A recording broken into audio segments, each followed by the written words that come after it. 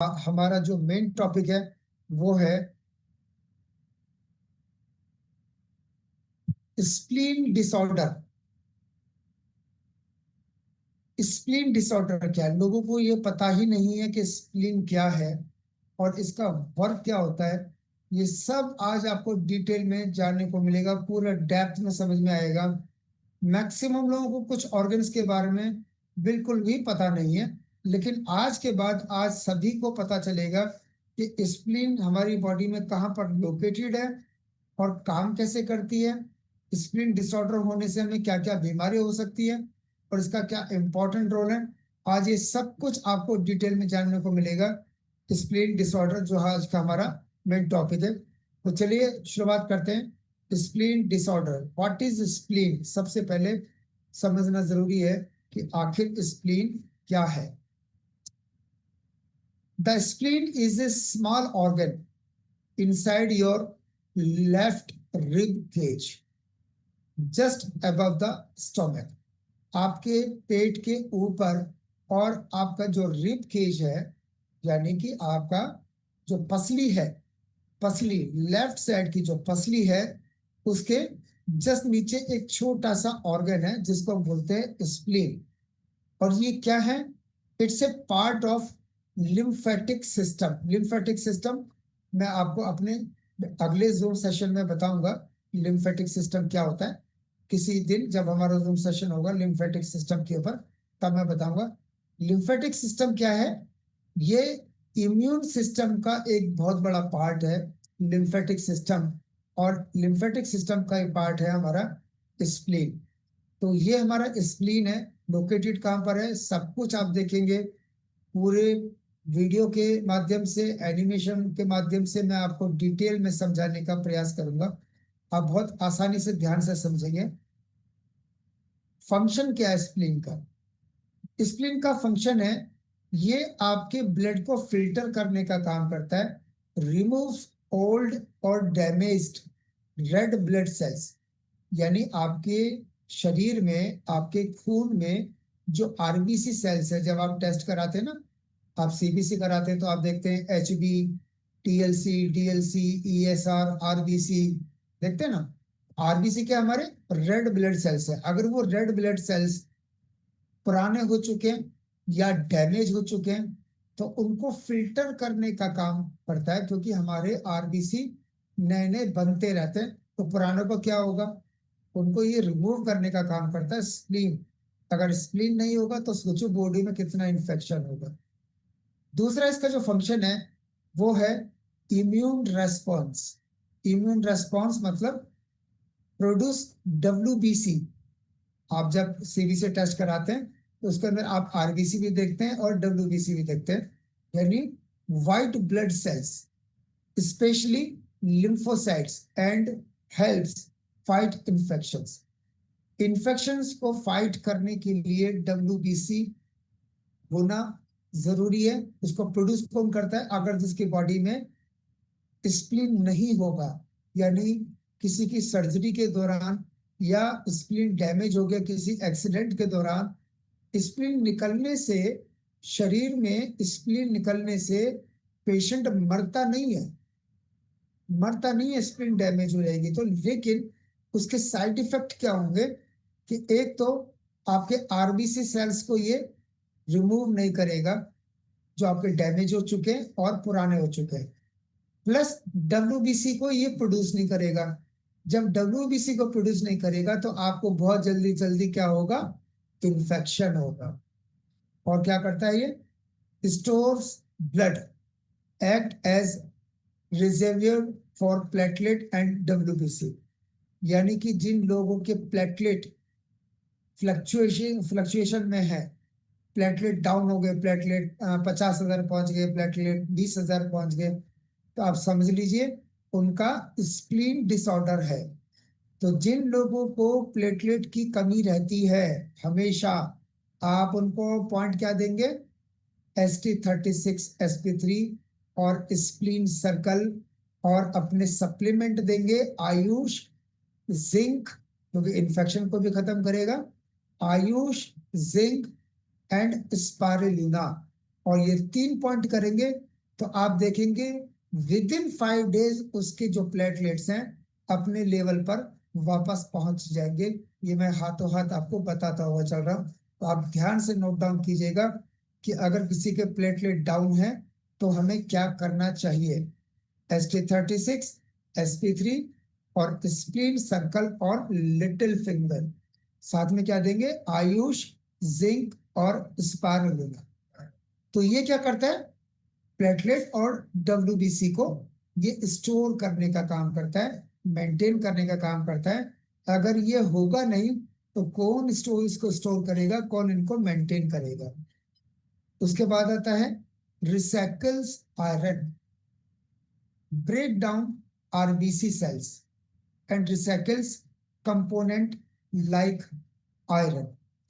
Iron को recycle करने का, क्योंकि आपकी बॉडी में जो आयरन सर्कुलेट होता है उसको बार बार रिसाइकिल करने का और आपके आरबीसी सेल्स को ब्रेक डाउन करने का जो मेन काम है वो है हमारा स्प्लीन का। स्प्लीन का बहुत ज्यादा इंपॉर्टेंट रोल है आपकी इम्यूनिटी के लिए, आपके इम्यून सिस्टम के लिए, WBC सेल्स को मेंटेन करने के लिए, इन्फेक्शन से बचने के लिए, आपके प्लेटलेट को मेंटेन करने के लिए और आयरन को प्रॉपर सर्कुलेट करने के लिए और आपके आरबीसी को ब्रेक डाउन करने के लिए। ये मेन रोल होता है हमारे स्प्लीन डिसऑर्डर का। अभी थोड़ा सा इसको वीडियो के माध्यम से देखेंगे तो आपको और अच्छे से समझ में आएगा। हमारे शरीर का एक ऐसा अंग है जो हमारे शरीर में ब्लड को रिजर्व करके रखता है। जब मान लेते कभी हमारा खून लॉस हो गया तो ये तुरंत ये नसों में बहाता है तुरंत, और खून की कमी को पूर्ति करता है। मान लेते कोई इन्फेक्शन हो गया और उसको लड़ने के लिए, इन्फेक्शन से लड़ने के लिए टी सेल्स और बी सेल्स होते हैं, उसको ये एक्टिवेट करने का काम स्प्लीन स्प्लीन करता है और उनको स्टोर करने का काम भी स्प्लीन ही करता है। और इसको हिंदी में प्लीहा भी बोलते हैं और तिल्ली भी बोलते हैं। ये प्लीहा, अब मैं आपको बताऊं कैसे काम करता है, ये कैसे बना होता है, एक बात बात करेंगे इसके बारे में डिटेल में, और क्या इसकी इंपॉर्टेंस है इसके बारे में डिटेल में बात करेंगे। ये देखिए बीन शेप ऑर्गन है जो हमारे बिल्कुल डायफ्राम के बिल्कुल नीचे, पसलियों के अंदर नीचे की तरफ, स्टोमक के बिल्कुल पीछे की तरफ है। और लंबाई में देखेंगे तो 5 इंच है और चौड़ाई में 4 इंच और 1 इंच थिक होता है ये। अब ये देखो गाढ़े डार्क पर्पल कलर का ये होता है। और इसके वजन की बात करें तो लगभग 150 ग्राम का ये स्प्लीन होता है। आप देखिए स्प्लीन के अंदर ना 2 ब्लड वेसल है, एक एक है स्प्लेनिक आर्टरी, और ये क्या करती है, स्प्लीन को ऑक्सीजनेटेड ब्लड देती है। और ये स्प्लेनिक वेन है जहां से डीऑक्सीजनेटेड ब्लड बाहर निकलता है स्प्लीन में। देखो कितना इंपॉर्टेंट रोल है। अब स्प्लीन के अंदर आप जाकर के देखेंगे ये कई सारे कंपार्टमेंट में बटा हुआ है, जैसे फूल के पत्तियों की तरह ट्रेबुकुला भी बोलते हैं। और ट्रेबुकुला में ये आप देख रहे हैं, ये अंदर की तरफ ये रेड पल्प है, और ये ब्लड की जो कैपिलरीज है, ये जो वीनस साइनस देख रहे हैं, और ये आप देख रहे हैं आर्टरीज के अंदर ये पतले पतले पतले ब्लड ब्लड कैपिलरीज है, ये फैल जाती है। तो इनके चारों ओर लिम्फोइड टिश्यूज होते हैं जो स्प्लीन को वर्किंग में बड़ा रोल प्ले करते हैं, और यहाँ पर हमारे शरीर के लिए सबसे ज्यादा इंपॉर्टेंट रोल प्ले करते हैं।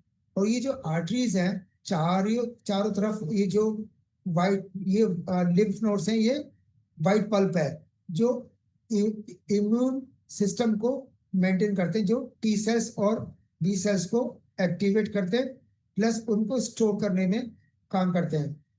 और ये टिश्यूज में केवल 25% का रोल प्ले करता है। और जो ये लिम्फा टिश्यू से घिरा हुआ है, ये इसको रेड पल्प बोलते हैं। और ये अनहेल्दी ब्लड्स को और अनहेल्दी जो सेल्स हैं उनको तोड़ करके ये आउट कर देता है। ये स्प्लीन में 75% काम करता है। चलिए आप ये देख तो लिया आपने कि किस तरीके से काम करता है। और आप इसमें देख रहे हैं रेड पल्प और वाइट पल्प, ये 2 तरीके के टिश्यूज हैं। ये दोनों ही स्प्लीन में काम करते हैं। और इम्यूनिटी को और ब्लड को स्टोरेज करने में ये दोनों ही हेल्प करते हैं। आप देख रहे हैं जैसे स्प्लीन में आर्टरी में खून आता है, तो इन आर्ट्रियोल्स के थ्रू जो चारों तरफ ये क्या पल्प पल्प घिरा रहता है, और ये टी सेल्स हैं, और ये माइक्रोफिसिस है, और बी सेल्स हैं, और ये WBC वाइट ब्लड सेल्स। जब भी कोई इन्फेक्शन आता है, तो जब शरीर की नॉर्मल सेल्स जिसको खत्म नहीं कर पाती, तो हमारे ब्लड स्ट्रीम के अंदर उस वायरस के प्रति डेंड्रिटिक सेल्स और वाइट पल्प में जो मौजूद है टी लिम्फोसाइट्स, उनको ये एक्टिवेट कर देता है। और ये और वाइट पल्प के फॉलिकल्स के अंदर टी लिम्फोसाइट्स को ये एक्टिवेट कर देता है। और अब ये ब्लड के प्लाज्मा के अंदर जाकर वायरस के प्रति एंटीबॉडीज बनाने का काम करता है, और जो उस वायरस को खत्म कर देता है। और साथ ही साथ उस वायरस के प्रति जो हमारी इम्यूनिटी है, उस इम्यूनिटी को भी बूस्ट करने का काम यही करता है। तो बी लिम्फोसाइट्स क्या करता है, उस वायरस को मारने का काम करता है। अभी आप देखिए जो वेन्स हैं, तो वेन्स के पल्प पे ये जो पल्प्स गिरे हुए हैं, ये जो रेड पल्प है,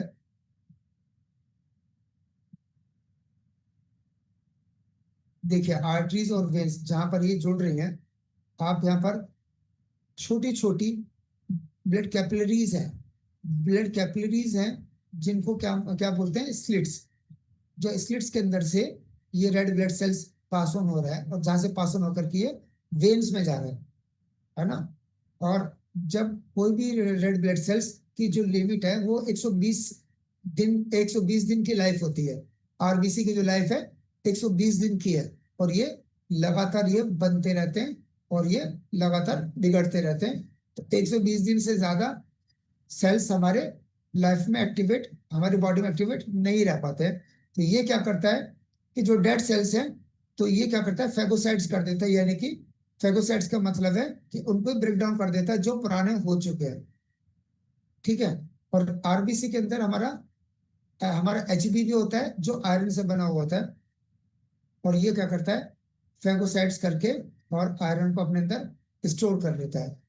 और बाकी का जो प्रोटीन होता है, जो बिल्डोबिन होता है, उनको ये ब्लड स्ट्रीम के अंदर पहुंचा देता है, और ये लीवर के थ्रू बाइल जूस बनाकर इस तरीके से ये वर्किंग करता है।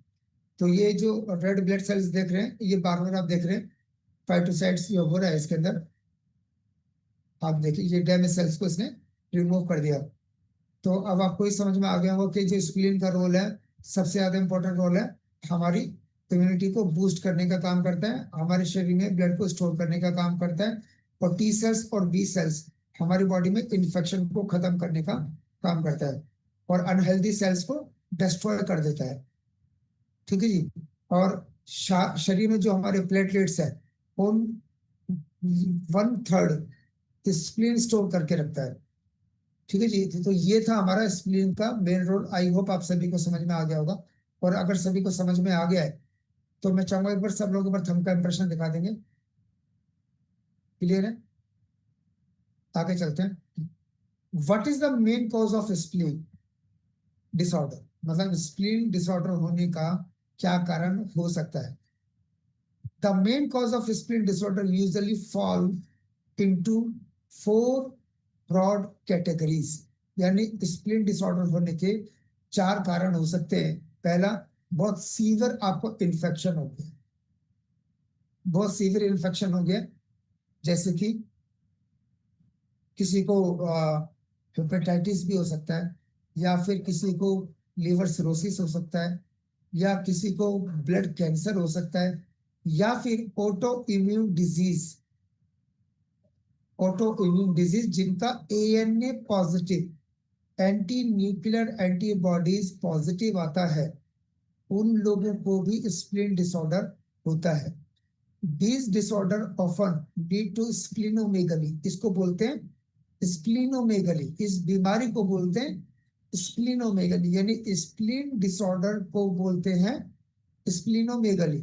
इसमें क्या होता है, स्प्लीन का साइज बढ़ जाता है, और स्प्लीन के फंक्शन को ये क्या करता है, अफेक्ट करता है, और स्प्लीन का फंक्शन धीरे धीरे स्लो हो जाता है। क्या कॉज है? नंबर वन, इन्फेक्शन, जैसे मोस्ट कॉमन कॉज है बैक्टीरियल इन्फेक्शन, एंडोकार्डाइटिस और ट्यूबरकुलोसिस, ये एक बैक्टीरियल इन्फेक्शन है। और वायरल वायरल फीवर, वायरल किसी भी तरीके का, चाहे वो हेपेटाइटिस हो, चाहे वो कोरोना पॉजिटिव हो, तो ये भी एक तरीके से क्या है, इन्फेक्शियस डिजीज है, जो कि इन्फेक्शन से ही पास ऑन होती है, जैसे मलेरिया है, जैसे सिस्टोमाइसिस है। तो ये भी एक तरीके से ये क्या इन्फेक्शियस डिजीज है आपकी बॉडी में। जो कोई भी वायरल फीवर हुआ, चाहे वो आपको मलेरिया से हुआ, चाहे वो आपको टाइफाइड से हुआ, चाहे वो आपको कोरोना से हुआ, तो वो क्या है, एक तरीके से इन्फेक्शियस डिजीज है। और इन्फेक्शियस डिजीज के होने से हमारा ऑटो इम्यून सिस्टम डिस्टर्ब हो जाता है। और जब ऑटो इम्यून सिस्टम डिस्टर्ब होगा, तो सबसे पहले वो किसके ऊपर इफेक्ट करेगा? आपकी स्प्लीन के ऊपर इफेक्ट करेगा। ठीक है जी।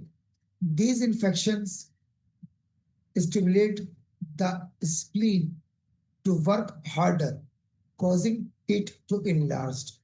यानी कि ये जो इन्फेक्शन है, ये स्प्लीन के काम करने की जो क्षमता है उसको घटा देता है, बहुत मुश्किल कर देता है, और स्प्लीन का साइज बढ़ा देता है।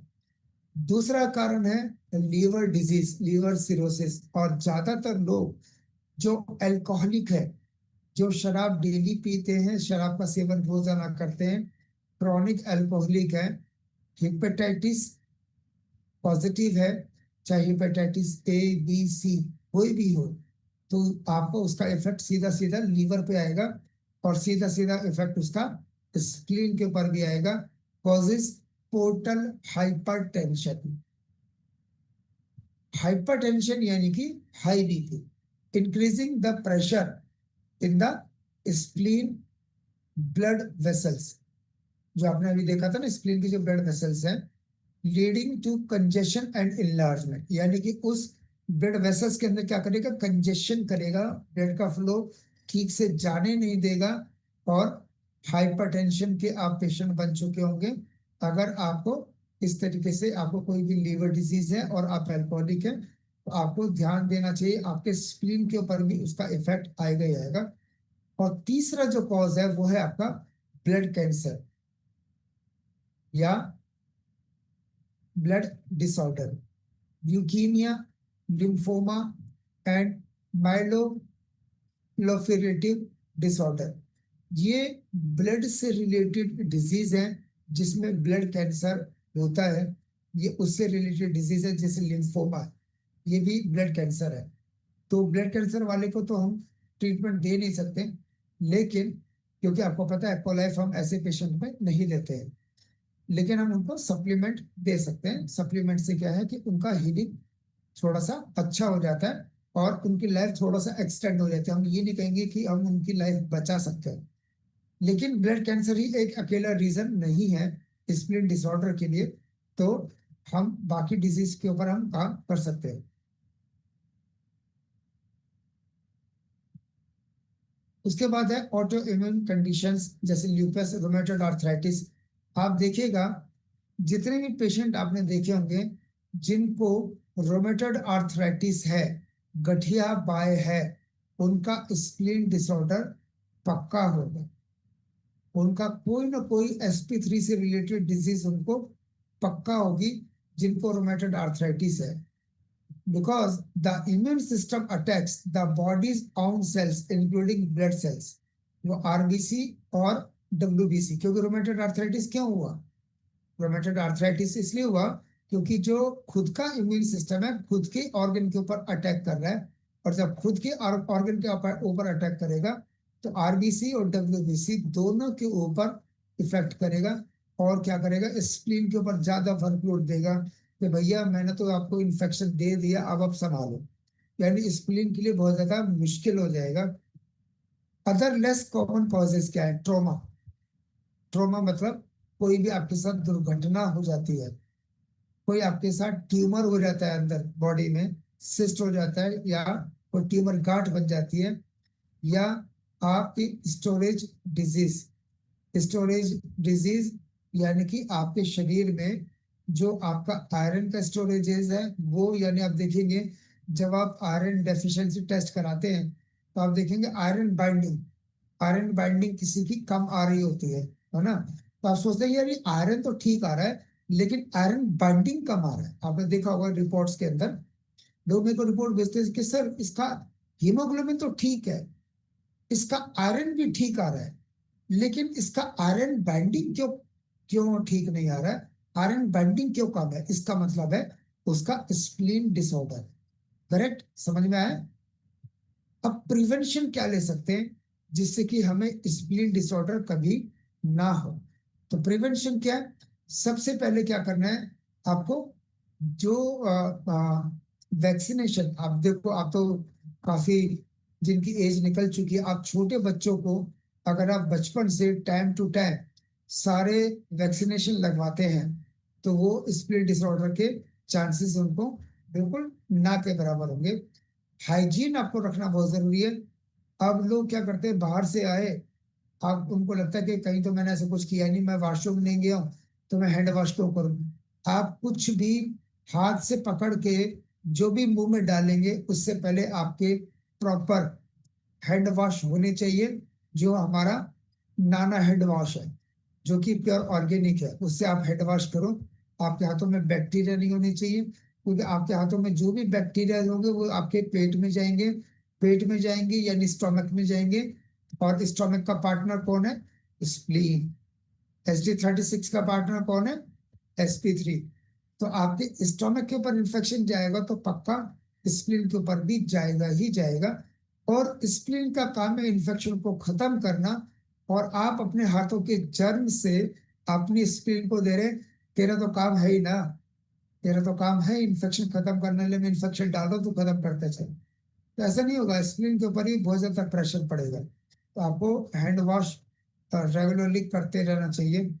अवॉइड शेयरिंग पर्सनल आइटम्स, अपने पर्सनल आइटम्स आप लोगों को शेयर ना करें।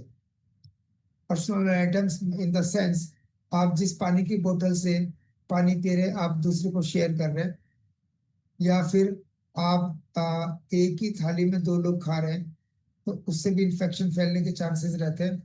आप कोशिश करें कि आप अपनी पर्सनल चीजें एक दूसरे के साथ शेयर ना करें, उसको पर्सनल ही रहने।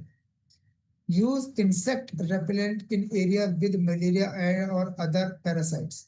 अगर आपको लगता है कि आपके आसपास जहाँ पर मच्छर बहुत ज्यादा है, आपको कोई ना कोई उसका मच्छर का ध्यान रखना चाहिए ताकि आपको मलेरिया ना हो। और मलेरिया होगा तो फिर आपको फीवर होगा तो इम्यूनिटी डाउन होगी तो आपका स्प्लीन पे डिसऑर्डर आएगा। तो ये कुछ प्रिवेंशन है। Protect against physical injury, physical injury से आपको बचना बहुत जरूरी है, क्योंकि स्प्लीन जो है ना, the spleen is delicate. Delicate समझ रहे हैं, डेलिकेट मतलब है बहुत नाजुक अंग है। जैसे हमारी एपोलाइफ की जो पॉइंटर है ना, पॉइंटर की जो वायर है कितनी डेलिकेट है ना, वो बहुत आसानी से अगर हमने उसकी केयर नहीं करी तो खराब हो जाएगी। तो ऐसे ही बहुत डेलिकेट ऑर्गन है, इसका ध्यान रखना बहुत जरूरी है। और it can rupture easily, spleen easily rupture हो सकती है।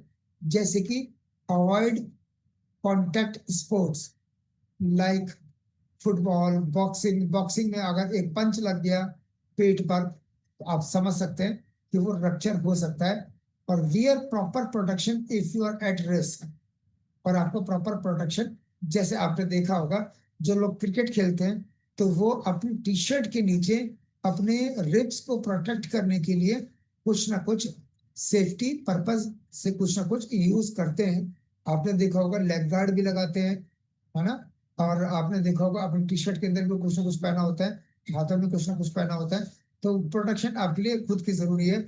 Use seat belt while driving to reduce abnormal injury risk in accident.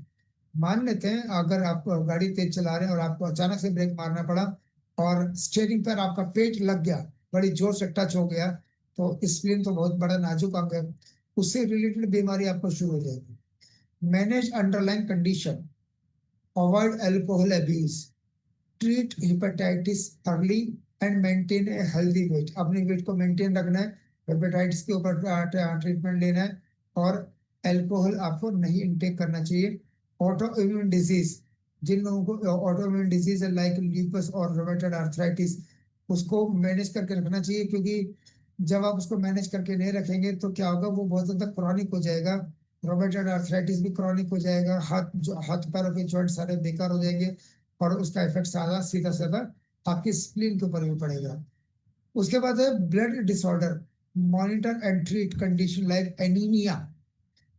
अब देखिए एनीमिया, ल्यूकेमिया और सिकल सेल्स डिजीज। अब देखो एनीमिया मैक्सिमम महिलाओं के अंदर पीरियड डिसऑर्डर, बहुत ज्यादा पीरियड डिसऑर्डर है, बहुत ज्यादा हैवी फ्लो है, आप देखोगे तो वो बहुत एनीमिक रहती है ना। या फिर जो सीकेडी का पेशेंट है, क्रॉनिक किडनी डिजीज, जिनका क्रेटिन लेवल बड़ा होता है, आप देखेंगे उनका हीमोग्लोबिन मैक्सिमम लोगों का डाउन रहता है। आप जो पेशेंट एनीमिक हैं उनका बड़ा ध्यान रखें, क्योंकि एनीमिया एनीमिया होगा यानी हीमोग्लोबिन कम होगा, जो हीमोग्लोबिन कम होगा तो आयरन कम होगा, तो आयरन को मेंटेन करने का, रिस्टोर करने का, रिसाइकिल करने का काम कौन कर रहा है, स्प्लीन। तो स्प्लीन का बहुत ज्यादा इंपॉर्टेंट रोल है। उसके बाद है healthy lifestyle, eat a balanced diet rich in fruits vegetable and antioxidant. इसमें सबसे अच्छा काम कौन करेगा, सबसे अच्छा काम करेगा हमारा ओपीसी, क्योंकि वो भी ग्रेप सीड से एक्सट्रैक्ट है। साथ में स्पारुलिना और एंटीऑक्सीडेंट डीपोली, और भी बहुत सारी चीजें जो सप्लीमेंट्स के अंदर काम करेंगे, वो अभी मैं लास्ट में बताऊंगा। अब बहुत सारे सप्लीमेंट हो जाएंगे, इसलिए मैंने पीपीटी में कुछ ही सप्लीमेंट डाले जो जिससे भी इसके ऊपर इफेक्ट पड़ेगा। Exercise regularly to keep your immune system strong. अब आप एक्सरसाइज आप डेली नहीं कर पाते तो कम से कम 10 मिनट आप प्राणायाम कर लीजिए, अनुलोम विलोम प्राणायाम और कपालभाति प्राणायाम, क्योंकि कपालभाति प्राणायाम करने से आप जब प्रेशर मारते हैं, आपका पेट का प्रेशर बड़े झटके से अंदर जाता है, तो आपका स्प्लीन के ऊपर भी बहुत अच्छा काम होता है। तो आप अनुलोम विलोम और कपालभाति प्राणायाम 10 से 20 मिनट आप डेली कीजिए, और अगर आप फिजिकल एक्टिविटी कर सकते हैं तो वो जरूर कीजिए, और साथ ही साथ 15 मिनट आपको बीसीएम करनी चाहिए। कम से कम आप 10 मिनट खड़े होकर के और 5 minute direct sitting on BCM, क्योंकि जब आप बीसीएम के ऊपर डायरेक्ट बैठते हैं तो आपका स्टोमक, आपका स्प्लीन के ऊपर बहुत अच्छा काम करता है बीसीएम। ठीक है जी। And avoid smoking and limit alcohol, यानी कि स्मोकिंग को थोड़ा सा अवॉइड कीजिए, कम कीजिए, और एल्कोहल को के ऊपर लिमिट। लिमिट का मतलब मैं ये नहीं कह रहा हूँ कि आपको पीनी चाहिए, आप कल से पीना शुरू कर दो। अगर जो डेली यूज करने वाले लोग हैं उनको थोड़ा लिमिट कहीं ना कहीं उनको करना पड़ेगा, नहीं तो उनका स्प्लीन डिसऑर्डर उनको जरूर होगा। अब जिनको स्प्लीन हो चुका है, स्प्लीन डिसऑर्डर हो चुका है, उनके लिए आखिर समाधान क्या है, तो समाधान देखेंगे तो उनको ये कंज्यूम नहीं करना है। जो लेफ्ट साइड में आप देख रहे हैं, उनको ये फास्ट फूड, ये जंक फूड, ये बिल्कुल भी नहीं करना है। उनको क्या खाना है, रियल फूड खाना है, अच्छा खाना है, एंटीऑक्सीडेंट खाना है, विटामिन सी खाना है, तो ये सब आपको कंज्यूम करना चाहिए। और स्प्लीन के लिए high fibre omega chitosan zinc, zinc क्योंकि इन्फेक्शन को खत्म करेगा, और एफओएस, ये भी सप्लीमेंट आप ले सकते हैं। और साथ में अगर आप ऐड करना चाहें तो आप टी पोली, क्योंकि वो भी बहुत पावरफुल एंटीऑक्सीडेंट है। वैसे हमारा चिटोसन भी एंटीऑक्सीडेंट है, इसलिए इसके अंदर मैंने टी पोली को ऐड नहीं किया।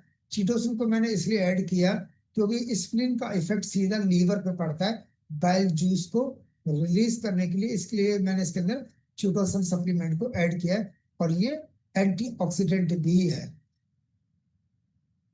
और पॉइंट्स क्या करने हैं, ST36 SP3 12 नंबर, 14 नंबर, 22 नंबर, शाइजो, शाओचोंग, गुआनचोंग और spleen circle on little finger. अब बहुत सारे लोगों के सर के ऊपर से जा रहा होगा ये पॉइंट्स क्या हैं, कैसे होते हैं, तो ये समझ में आएगा आपको। Nervous system with A to Z echo life, जो कि हमारा 4 दिन का प्रोग्राम होने जा रहा है, विद डिजिटल सर्टिफिकेट। 16 जुलाई ले लूंगा क्योंकि हमारे पास समय की लिमिटेशन है। तो सबसे पहले मैं इनवाइट करूंगा Tarun Preet Kaur ji. Tarun Preet Kaur ji, good morning. Good morning sir. Good morning ma'am, कैसे हैं? सर बहुत बढ़िया। आज का सेशन बहुत बढ़िया। और thank you spleen ma'am. Disorder पर ही एक कुछ दिन से मेरे माइंड में आ रहा था, मुझे क्वेश्चन पूछना था आपसे। जी, सर किसी का अगर ऐसा भी होता है क्या बाय बर्थ स्प्लीन ही ना हो? बिल्कुल हो सकता है। बिल्कुल हो सकता है क्योंकि बाय बर्थ कि- स्प्लीन ना हो। ऐसे कई सारे होते हैं, जैसे किसी की दो किडनी नहीं होती, एक होती है बाय बर्थ। एक होती है, बिल्कुल हो सकता है। तो उनके केस में हम क्या कर सकते हैं? कोई एक आए थे सेंटर पर, तो वो पूछने आए थे, उनकी मेडिसिन जो है वो चलती रहती है, क्योंकि उनको ब्लड जो है वो बनता नहीं है उनकी बॉडी में ना, तो इम्यूनिटी तो हमेशा ही डाउन रहती है। तो वो पूछने आए थे, उनका क्या बस कर सकते हैं उनको आप? उनको लाइफ टाइम आयरन लेना पड़ेगा, क्योंकि आयरन बाइंडिंग हो ही नहीं पाएगी। उनको लाइफ टाइम आयरन लेना पड़ेगा, Fe+ और स्पारुलिना। और इन्फेक्शन से बचने के लिए जिंक काम करेगा। यानी कि स्प्लिन काम नहीं करेगी, उसके सप्लीमेंट काम करेंगे उस इन्फेक्शन को फाइट करने के लिए। और जिनका सर एक थे जिनका मतलब जैसे स्प्लीन का अगर 150 ग्राम है ना, तो उनका 190 प्लस है, इसका जो मतलब है वेट है वो स्प्लिन का इतना। साइज, हाँ बिल्कुल। हाँ, स्प्लिन, एनलार्ज हो गया ना, तो वो हाँ स्प्लिनोमेग जो वो हाँ, स्प्लिनोमेगली है। स्प्लिनोमेगली, हाँ वो उनको, तो उसके लिए भी उनका एक ये पेशेंट थे। तो इनका ये केस, तो जो आपने आज सप्लीमेंट और पॉइंट्स बताए हैं, अगर वो दूर हैं पॉइंट्स, अगर हम ना दे सके तो सप्लीमेंट्स से कितना हाँ, सप्लीमेंट टाइम से में बिल्कुल क्योर हो? बिल्कुल बिल्कुल सप्लीमेंट से कवर होगा। तो इसमें एक टी पोली और ऐड कर देना, अगर हम पॉइंट नहीं करते हैं तो। बाकी जो इससे सप्लीमेंट्स आपने बताए वो सारे साथ में टीपोली। टी पोली और ऐड कर देंगे हम बस। Thank you so much sir. और वेलकम इस मैम, बार थैंक यू। आपका जो ट्रेनिंग सेशन होने वाला है नर्वस सिस्टम पर, वो इस बार टीम में से बहुत हैं जो हम लोग अटेंड करेंगे। और बहुत थैंक यू टाइम के मैम। बाद अभी फिर से मैंने भी अटेंड करना है इस बार, तो आपका जो ये एक्यूलाइफ ट्रेनिंग है ये फिर से लेंगे। तो thank you thank ma'am, you so thank you. Much sir. Thank you, thank you so thank you. Much. Next लेते हैं शैली जी। हमारे पास समय कम है, 5 मिनट और है। Shaily ji. Thank you sir. Good morning sir. Good morning और मैम, गुड आपका मॉर्निंग। सर स्क्रीन का बहुत ही अमेजिंग सेशन हुआ है। थैंक यू और मैम। सर मेरा एक क्वेश्चन है। एक लेडी है और एक बच्चा है, दोनों का सेम प्रॉब्लम है। वो ना आंखें इस तरह से मिचमिचाते हैं। लड़का जो है वो 6 साल का है, और जो लेडी है वो है 55 to 60 के अराउंड में होंगी। वो हमेशा ऐसे इस तरह से आंखें आंखें ऐसे बराबर मिचमिचाते रहती हैं। ये तो नर्वस सिस्टम का ही पार्ट है। ओके। ये नर्वस सिस्टम का ही पार्ट है। उनको और सर दिन। उनकी जो लेडी है, उनके आंखों में अब इंजेक्शन्स लग रहे हैं। डॉक्टर ने कहा है कि लास्ट आपका ये इंजेक्शन ही है, तो अभी उनके इंजेक्शंस लग रहे हैं। पहले देखो, उनकी आंखें जिनको कम इंजेक्शन खुलती लग थी। चुके हैं ना, देखो मैम, जिनकी इंजेक्शन लग रहे हैं उनको हम टच नहीं करेंगे। क्योंकि इंजेक्शन से क्या है कि उनकी ऑप्टिकल नर्व बिल्कुल डैमेज जैसी हो जाती है। और ऐसे किसी में जो बिल्कुल उसको छेड़ चुके हैं, तो उसको हमें कुछ नहीं करना है। जिन्होंने कुछ कराया नहीं है, उनकी आंखें मिचमिचाती हैं इस तरीके से, तो उनको हम लेफ्ट और राइट ब्रेन आर्टरीज के पॉइंट देंगे। Both direct eyes on middle finger देंगे, 21 नंबर बैक देंगे। और सर एक बार फिर से बता दीजिए। जी जी, लेफ्ट और राइट ब्रेन आर्टरी। और both direct eyes on middle finger, ठीक। 21 नंबर बैक। और CX8 TS6। देखिए, CX8 TS6 बड़ा कॉमन है, क्योंकि कहीं भी ऑब्स्ट्रक्शन है, कहीं भी रुकावट है किसी भी आर्टरीज में, चाहे वो ऑप्टिकल आर्टरीज में हो, है ना, तो उसको भी वो बैलेंस करेगा। साथ ही उनको हेड केयर करेंगे सर के ऊपर और आंखों के ऊपर। अभी हम हमारे पास हमारी टीम में नरेंद्र शर्मा जी हैं, ऑलरेडी ब्रॉन्ज लाइन है। उनके पास एक पेशेंट आए थे जिनकी पूरा ये ऊपर का पलक पूरा गिर गया था, अपने आप नहीं उठता था। उनको ऐसे उठाना पड़ता था, वो पूरा डाउन गिर चुका था। उनको सभी ट्रीटमेंट उन्होंने दिया। और आंखों के ऊपर हेड के रखना है, ये 4 उंगली रख करके, 3-4 उंगली रख करके, डायरेक्ट नहीं देना है। आंखों के ऊपर हेड जो केयर भी बच्चा किया। है सर उसके लिए हम दे सकते हैं ये? देखो, 6 साल से ऊपर के बच्चों को हम सबको दे सकते हैं। और साथ में OPC नहीं देंगे उसको, बच्चे को सप्लीमेंट हम उसको जिंक देंगे। जो जेंट्स हैं उनको हम देंगे OPC, जिंक एंड ओमेगा, है ना। तो बच्चे को ओपीसी। केवल जिंक देंगे, हाँ। और हेड केयर करेंगे सर के ऊपर भी, और आंखों के ऊपर, सर आंखों जो के ऊपर बच्चा हाथ है, हाथ लगा कर। जो 6 साल का बच्चा है सर, मैंने उसको जिंक और किड्स प्रोटीन दिया था अपना। बिल्कुल ठीक है, परफेक्ट है, जो 6 साल का बच्चा है। अच्छा बिल्कुल सर, सही। जो लेडी मैं आपको बता रही हूँ, आपने कहा उसको टच नहीं करना है आंखों को, मतलब क्योंकि इंजेक्शन लग रहे हैं। लेकिन सर उनके साथ में चलिए हम इसको टच नहीं करेंगे, बट उनके साथ में एक चीज और है कि उनको ना पैरों से, घुटनों से जमीन पे नहीं बैठ पाती है, प्लस उनको शुगर है। हाँ तो देखिए, आंखों की जो प्रॉब्लम है ना, वो है डायबिटिक रेटिनोपैथी। शुगर अनकंट्रोल की वजह से तो डायबिटिक रेटिनोपैथी हुई है। और साथ ही साथ पैरों में क्या है, पैरों में डायबिटिक पेरिफेरल न्यूरोपैथी हो गई, यानी पैरों में झंझनाहट, पैरों में सुन्नपन, पैरों में गैंग्रीन, ये सब डायबिटिक पेरिफेरल न्यूरोपैथी है, जो डायबिटीज अनकंट्रोल की वजह से है। तो बाकी ट्रीटमेंट दे सकते हैं, उनकी कोई भी तो, डिजीज है उस पर ट्रीटमेंट दे सकते हैं, मैं आंखों तो के लिए सर मना कर रहा हूँ, क्योंकि आंखों उसके के लिए लिए हम सर हम क्या कमिटमेंट दें? करेंगे ना। देखिए, आंखों के लिए हम कोई भी कमिटमेंट करेंगे तो वो फेल होगा। और हमें ऐसा नहीं कि हमने किसी को कमिटमेंट कर दिया और नहीं हुआ तो फिर वो गलत होगा। और उसके लिए देखो, डायबिटीज सबसे पहले तो ST36 SP3 करना है ना, 29 नंबर देना है, पेनक्रियास का पॉइंट, ब्लड शुगर सर्किल भी देना है, और both foot on ring finger, both foot on ring finger, है ना, रिंग फिंगर में जो ऊपर दोनों दोनों फुट है ना, उस फुट के यस ऊपर सर। भी देना है। हाँ, और साथ में उनको OPC और ओमेगा, जिम्निमा, जिम्निमा 2 सुबह 2 शाम खाना खाने से 1 घंटा पहले, एलोपैथिक दवाइयां बंद नहीं कर, है ना। और एलोपैथिक साथ सर में वो नहीं लेती हैं, वो पतंजलि का कुछ वो ले रही हैं, बस वही लेती हैं, बाकी कुछ नहीं ले रही हैं वो।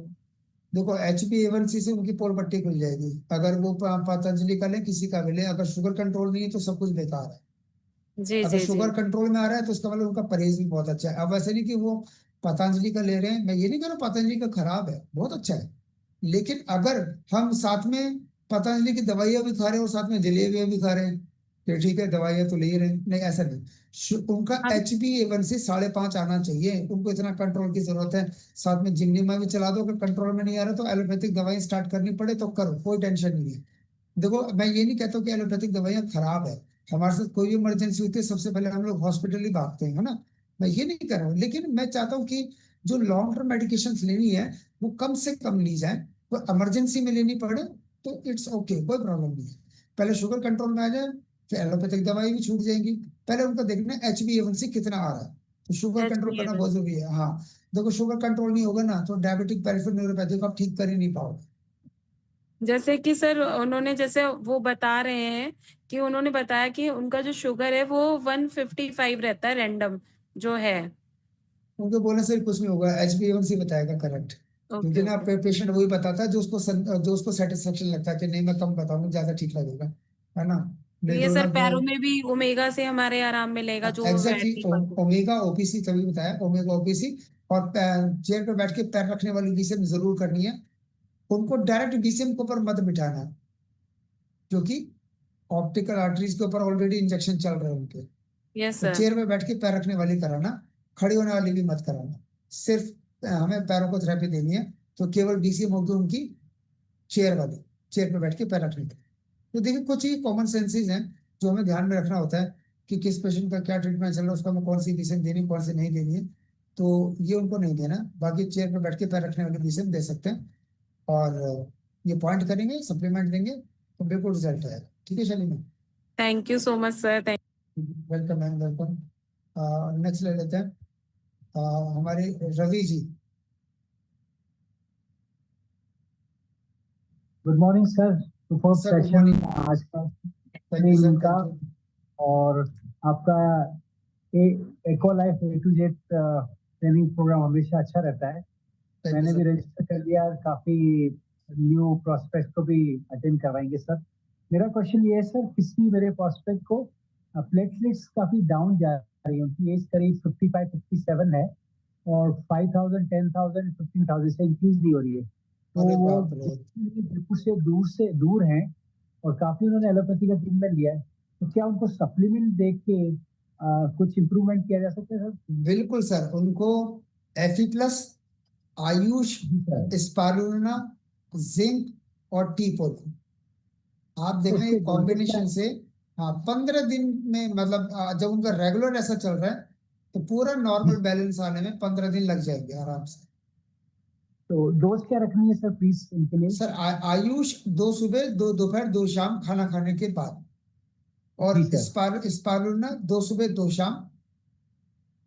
जी जिंक, सर। क्योंकि इन्फेक्शन की वजह से प्लेटलेट्स हैं, तो जिंक भी 2 सुबह 2 शाम, एक जी महीने सर। तक 2 सुबह 2 शाम। और एफी प्लस सर? एफी प्लस 1 सुबह 1 शाम। एफी प्लस की जी डोज इससे ज्यादा नहीं होनी चाहिए, 1 सुबह 1 शाम सर। सफिशिएंट है। Thank you very much sir, better chance better luck. Thank you sir, welcome sir. और नेक्स्ट ले लेते हैं, लास्ट सवाल होगा क्योंकि ऑलरेडी हमारा टाइम निकल चुका है। तो सुराशो सनी 6 स्टार, सुराशो सनी जी अनम्यूट कर लीजिए। Good morning sir. Good morning ma'am, good morning. Sir panel बहुत अच्छा था sir. Thank you ma'am, sir thank you. एक लेडीज है सर, उसके है ना उल्टे कंधे में दर्द है, और एक्सरा करवाया तो सर उसका मांसपट्टे उड़ बताया, और कंधे में जो तार होते हैं वे टूटे उड़ बताए। उसके लिए सर क्या करना पड़ेगा? नहीं, आपकी ना वॉइस ब्रेक हो गया। एक तो आपने बताया कि कंधों का उन्होंने एक्सरे कराया है जिसमें मांस फटा हुआ है, दूसरा दूसरा सर जो कंधे में तार होते हैं ना वे टूटे उड़ बताए सर। कंधे में जो हाँ। तार होते हैं वो टूटे हुए हैं, है ना? हाँ। तो ना इसमें ऑपरेशन। देखिए, इसमें आपको कुछ नहीं करना, केवल हेड केयर का काम करना है, क्योंकि जो तार टूटे हुए हैं ना और जो मांस फटा हुआ है उसमें बीसीएम कराने से और ज्यादा पेन होगा उनको। इसमें केवल multi functional head care apparatus, आधा घंटा आप उनको करो, प्लस कैल्शियम, कैल्शियम रिच, जो हमारा चूसने वाला कैल्शियम है, कैल्शियम रिच, वो उनको देना है। ओमेगा मसल्स पे काम करता है जो उनका मांस फटा हुआ है, ओमेगा उसके ऊपर काम करेगा। और मल्टीविटामिन, ये 3 चीज का कॉम्बिनेशन, ओमेगा, मल्टीविटामिन और कैल्शियम रिच देना है। और आधा घंटा multi functional head care apparatus उसी कंधे के ऊपर करना है, बीसीएम गलती से भी मत कराइएगा। और उनको शोल्डर के पॉइंट्स भी देने हैं आपको, 33 और 72, दोनों बोथ शोल्डर का दे देना बैलेंस करने के सर लिए। सर 33 और कौन सा सर? 72 जी सर। है ना? 33 और 72 ये पॉइंट दे देना 15-15 मिनट, और आधा घंटा हेड केयर कर देना। और ये सप्लीमेंट दे देना, 15 दिन में फिर आप रिजल्ट बताओ। क्योंकि जो उसका इंफ्रारेड है ना वो अंदर जाकर के बहुत अच्छा काम करता है, तो वो जी खाली वो सर। लाइट लाइट नहीं है, बहुत बड़े कमाल की चीज है। ठीक है, जी sir. Thank you sir. Welcome ma'am. तो चलते चलते मैं एक लास्ट और ले लेता हूँ, एनी जी। एनी जी, आ, अभी हैंड रेस था एनी जी का, मेरे को नजर नहीं आ रहा, अभी स्क्रीन पर नजर नहीं आ रहा।